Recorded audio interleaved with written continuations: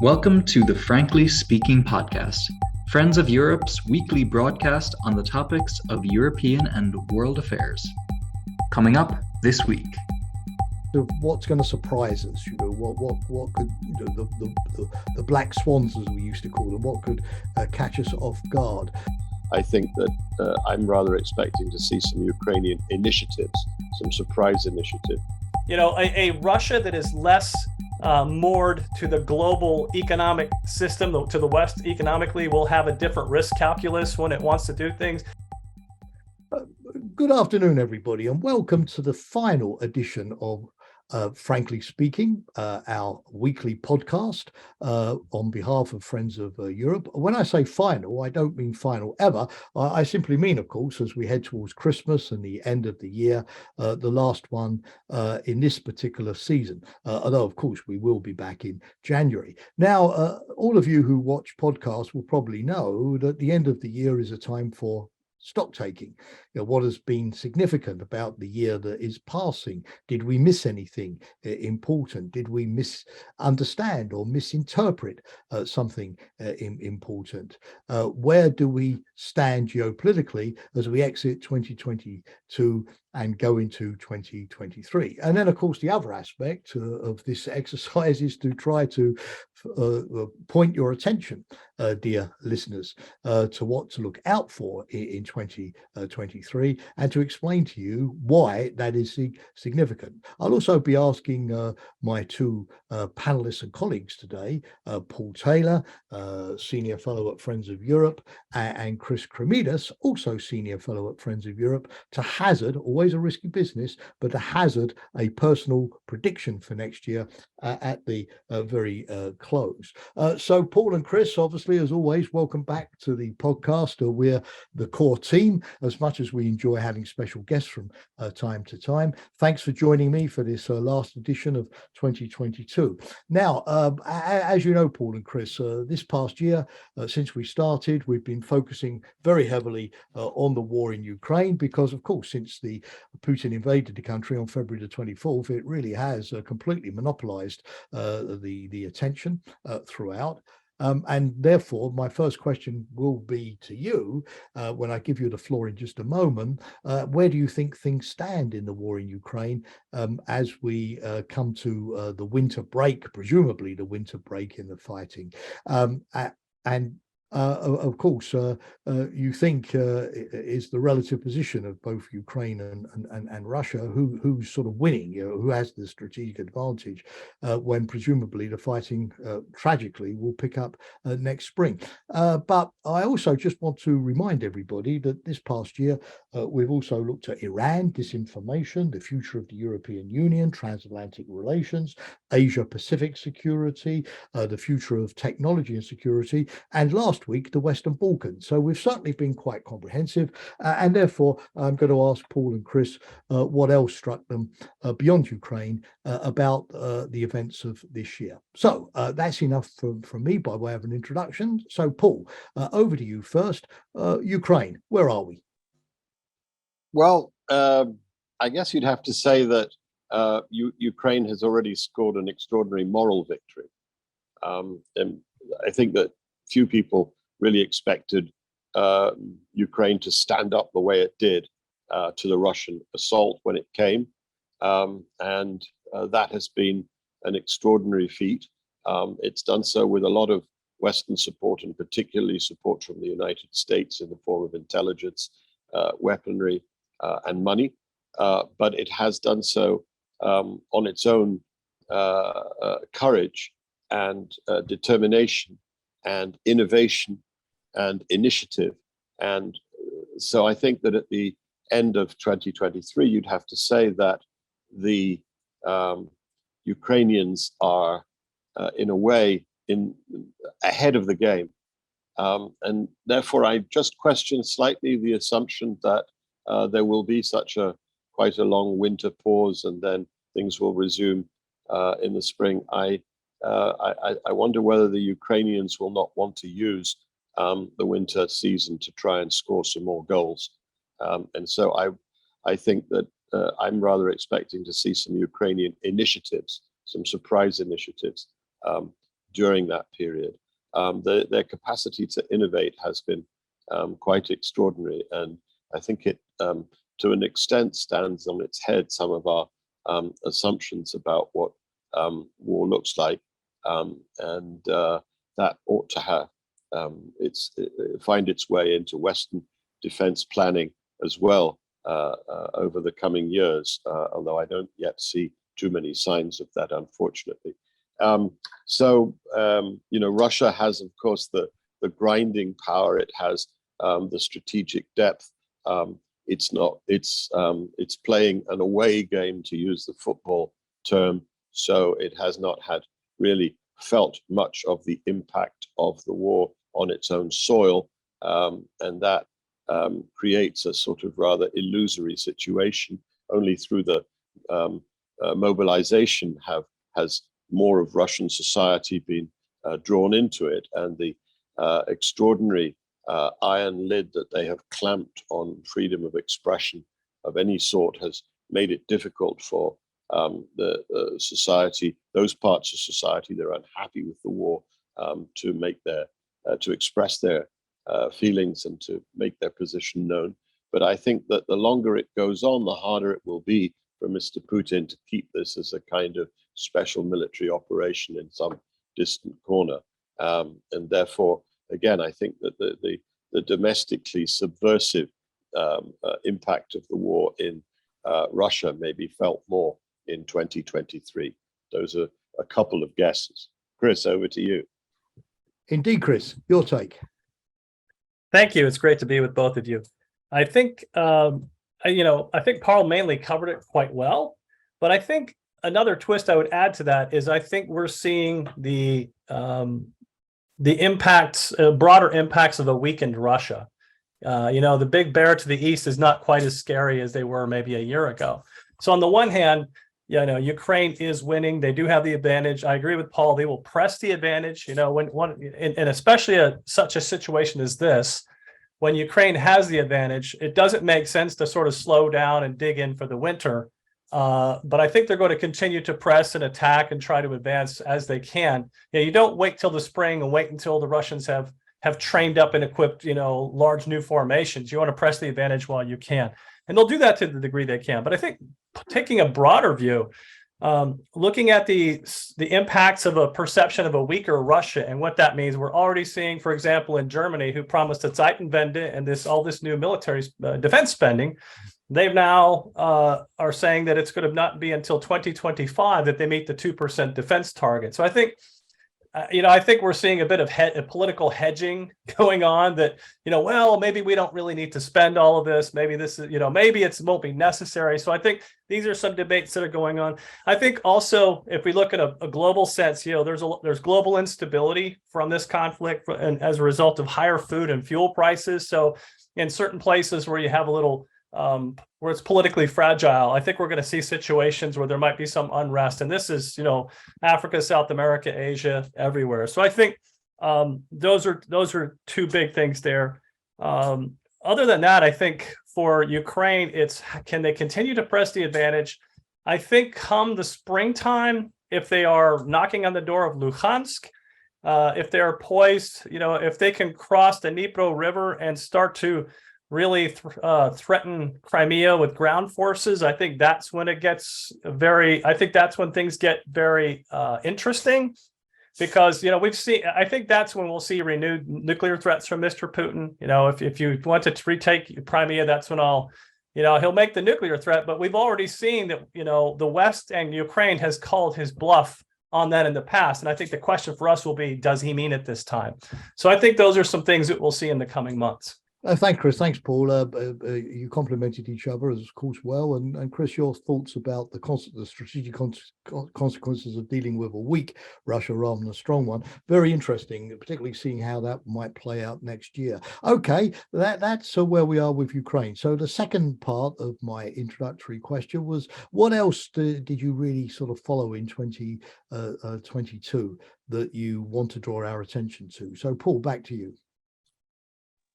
Well, there are a couple of things in 2022 that happened that would have, I think, had a lot more attention had it not been for the war.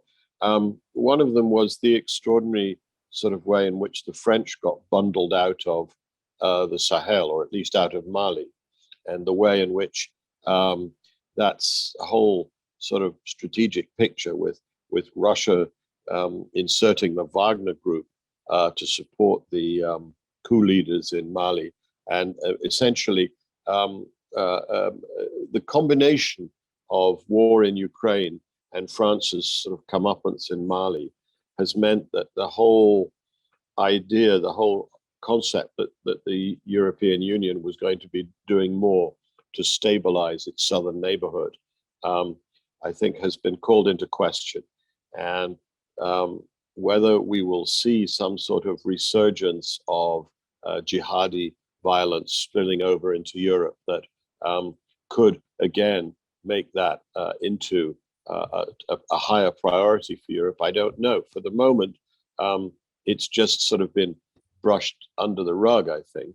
But it's going to be an issue when we look at how European countries rebuild their armed forces, and they've got a huge job to do. This question of to what extent they should be focusing on territorial defense in Europe, and to what extent they should be continuing to have the capability which they would need to do expeditionary crisis management operations around that rim, that southern rim in the Middle East and in Africa.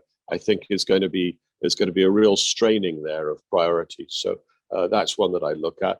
And the other one, obviously, is Iran. I mean, I have to say that my assumption, based on having covered Iran for 40 years on and off, was that the system would crush this protest movement as it had crushed previous protest movements fairly quickly.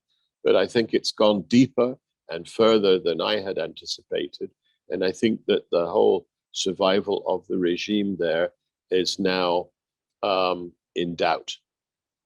And so that's one of the things that I would look to in 2023 is, will the Iranian regime survive? And I think, to be honest, it's the first time I've asked myself that question for 30 years or so.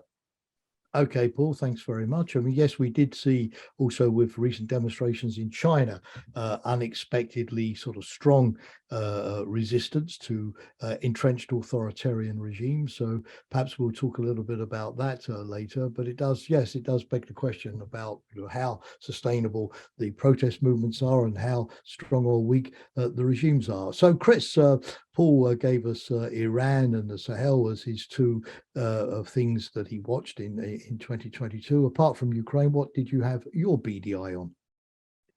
Oh, lots of things. I mean, obviously on the high tech, we're seeing in the next coming year the arrival of the augmented reality glasses, the smart glasses, which will start to replace the mobile phone. So, these are glasses that can, on the screen, you can look at the street in front of you, but also have information projected in front of your eyes on the glasses of your emails or social media or advertising. So I think that's where we start. This is really 2023 is when we really start to shift from interactive digital experiences to immersive ones. And that's a big shift. We've been talking about that for a while. But I think that getting back to geopolitics, I think it's easy for us to forget that the long Chinese lockdown put a downward pressure on global energy demand and prices. And what we're seeing now is, as China is starting to relieve COVID measures, this could lead to, a renewed demand for energy. We could see a real, once the Chinese are driving cars and moving around again and have a higher demand for energy, we could see global energy prices going up and applying more pressure across the board, including here in Europe, that could have a big impact and put a lot more pressure on governments that are already maybe on the edge about maintaining sanctions on Russian oil and gas. So I think, that Chinese lockdown really helped us. It kind of smoothed things out for us for a while. But I think in 23 that will change. I think that is going to be something we'll be reckoning with very soon. Okay, Chris, thanks very much. So let's transition now to next year. Obviously, there's always elements of continuity because from a calendar point of view, it's quite artificial suddenly to stop one year and start another one. Things have a tendency to flow over dates as they flow over borders. But I suppose there's always this sense of what's going to surprise us. What could the black swans, as we used to call them, what could catch us off guard. Paul, back to you. Anything in particular that you think might surprise us next year, as opposed to elements of continuity, things that get better, things that get worse, and as always, events, dates, particular things that could have broad significance to keep our eye on? Well, a couple of things in and around Europe that I think are really important milestones next year are two important elections that may help to determine the direction of two important countries, Poland and Turkey. Start with Turkey. Turkey has a presidential election next June. President Erdogan cannot be sure of winning it the way he's been sure of winning in the past. His economy is in trouble. He has massive inflation, and he has therefore been putting on a firework display of international diplomacy, but also international bellicosity, if I can use that word. I think we're going to likely see more of that in the run-up to the election. The more desperate he gets, the more likely we are to see Turkish tanks in northern Syria, more tension with Greece in the Aegean, more gesticulation at sea in the East Mediterranean, and possibly between Turkey and Libya, and perhaps also more high-profile mediation efforts between Ukraine and Russia. President Erdogan has played all of those cards quite skillfully, I think, in the last few months, but they're all risky cards, and they can all lead to uncontrolled situations. It's made his relationship with the United States very difficult and very tense at times. I think there are a lot of people who would be happy to see the back of President Erdogan, but whether they're actually willing to do anything about it, or whether they will have to play along with him and call him sir, at least until the 18th of June next year. I think that's one of the questions. In Poland, the question is whether a government which has defied the European Union about the rule of law and has gone perhaps not as far as Hungary, but in the same direction, in eroding checks and balances, in dismantling judicial independence, in limiting the freedom of the expression of the media, in being particularly nasty to LGBT people, and in doing so for political purposes. That government now seems to, the ruling party of Mr. Kaczynski seems determined to seek re-election by running against Brussels and against Berlin. They've slapped in a demand for 1.3 trillion euros in reparations for World War II damage. And I think you can expect to see a sort of anti-German, anti-Brussels campaign there. And the question is whether the forces on the other side of liberal democracy can coalesce, or at least be coherent enough and produce a really convincing alternative to the conservative nationalism of Mr. Kaczynski, who has benefited, I think, from the war and from the leading role that Poland has played, both in supporting Ukraine and in absorbing in a remarkable manner, several million Ukrainian refugees. So I think those are the two things I'm looking at. Thanks, Paul. Yes, because there are elections which change countries and elections which change continents or international relations as such. Chris, what have you sort of got your eye on in 2023? Thanks, Jamie. Well, Paul stole my point on Turkey. No, he wrote the report on the region, so it's his to say. I think. Well, first, I think let's stop and acknowledge a piece of good news, and that is in 1 month time, Croatia will join the Eurozone. And this is the second former Yugoslavian state after Slovenia to not only join the EU, but join the Eurozone, to be, integrated to that degree. And I think that is such an accomplishment. If we look at it just the last 30 years, I think that's such an accomplishment. It's worth stopping and pausing that Croatia not only has a really good football side, I mean, for a country of 4 million people to be able to put out such good teams, but that they're integrating to that degree in less than a month from now. So I think that's a piece of good news. We can maybe stop and say, well done, EU, well done, Croatia, well done, Slovenia. But yeah, they come to Schengen as well, don't they? So they get a sort of double hit. So, yeah. I mean, there's good news here.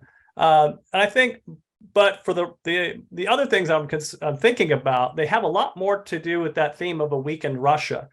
A weakened Russia, of course, will be less predictable. Some pundits in Moscow are urging Mr. Putin to send forces into Kazakhstan to, quote, protect ethnic Russians, at the same time that they can't even scare up enough units to throw into the lines in Ukraine. So I think, a Russia that is less moored to the global economic system, to the West economically, will have a different risk calculus when it wants to do things.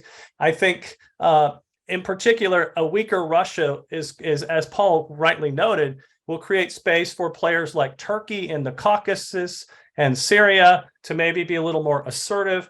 I also have to wonder aloud at, the two regimes in Africa that are being propped up by Wagner and supported by, they're clients of Wagner. A weakened Russia or even a collapsing Russia will not be in a position to support them. And, I think, obviously people in Brussels at the EU will be keeping an eye on that. But, those Wagner supported states may not be, let's just say it may not last. I think the other thing with the weakened Russia is, and obviously, obviously the big question for me is, how does this war end?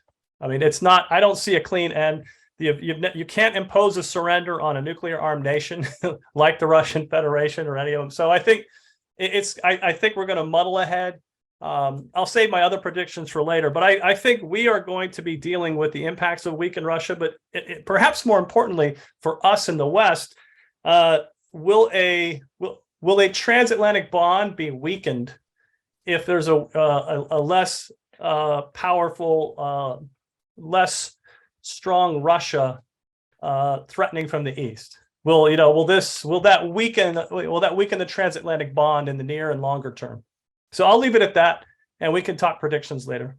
Yeah, thanks to both of you. Well, as we come to the close of the podcast, what I noticed is, if I'm summarizing this right, that the U2 sort of observers of the Delphic Oracle believe that obviously the Ukrainian conflict is unlikely to end early in 2023, if at all, during the year. But you're still optimistic that Ukraine has the moral fiber and the staying power and the innovative capacity to make life difficult for the Russians. Russians certainly, I think, if I'm summarizing it, don't have the strategic advantage.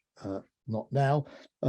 Chris, you turned our attention to the consequences of a weaker Russia, which may at first sight sound very attractive after what we've seen since February, but you pointed out unpredictability, more independent, less constrained, more adventurist, less able to control its client states. It could pose a whole new series of headaches. Paul, you mentioned the strong resistance in Iran, and it will be interesting next year to see if the regime using repression and convicting people to death for apparently blocking a road, if I've understood it correctly, if that regime will reassert itself. We also heard, Paul, that we mustn't forget Africa. Military duties are not just confined to collective defense in the East. Chris, you mentioned to keep an eye on immersive technology coming our way soon, although you would say already here as a technology expert. You also looked at the consequences of long-term inflation, long-term energy costs, energy squeezes on the global economy, and the rise of populism and the impact that could have on solidarity with Ukraine. Paul next year looked at the impact of two important elections in Poland and in Turkey. We also, of course, looked, Chris, at the consequences for the transatlantic relationship of a weaker Russia, because Russia has so much been the glue in NATO, of course, including in the days of the Soviet Union. But you also, Chris, gave us a piece of good news with Croatia, even before we know the verdict of the outcome of their game against Argentina in the World Cup this evening. And yes, it's nice to know that even a world which is so marked by gloom and doom and a sense of things always getting worse, it's Brazil this evening, not Argentina. Did I make a mistake there? Forgive me. I also am showing my ignorance of the masterful game of football. I knew it was a team from Latin America in any case. But there are good news stories. You know, life moves on, our lives move on, humanity moves on.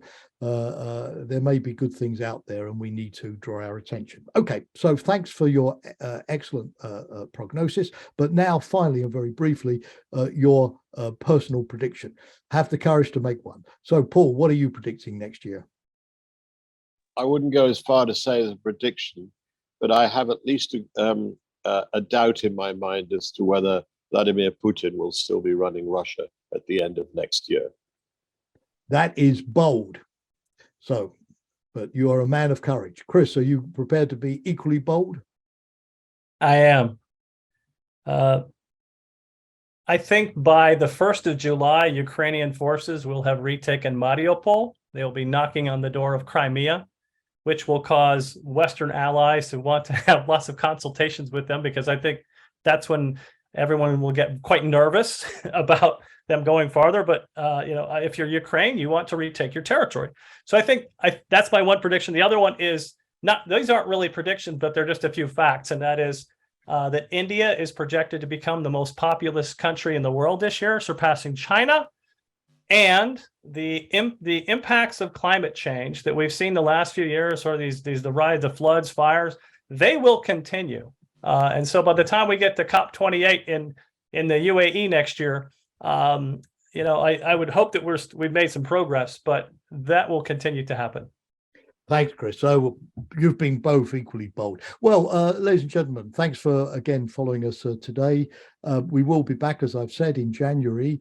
And whether the predictions pan out or not, we'll be doing our level best as the three senior fellows in peace, security, defence at Friends of Europe, with our special guests, with our weekly podcast, to track events, to analyse them, to make them intelligible for you, to give you a sense of why we should all care about them, and also to convey what's going right about the world, because undoubtedly the three of us will spend a lot of time focusing on what's going wrong. But in the meantime, enjoy the Christmas break, a prosperous and happy new year to all of you, and we look forward to returning before too long in January. Bye for now. That's it for this Frankly Speaking podcast. Consider subscribing to our newsletter or following us on Twitter, Instagram, LinkedIn, or Facebook.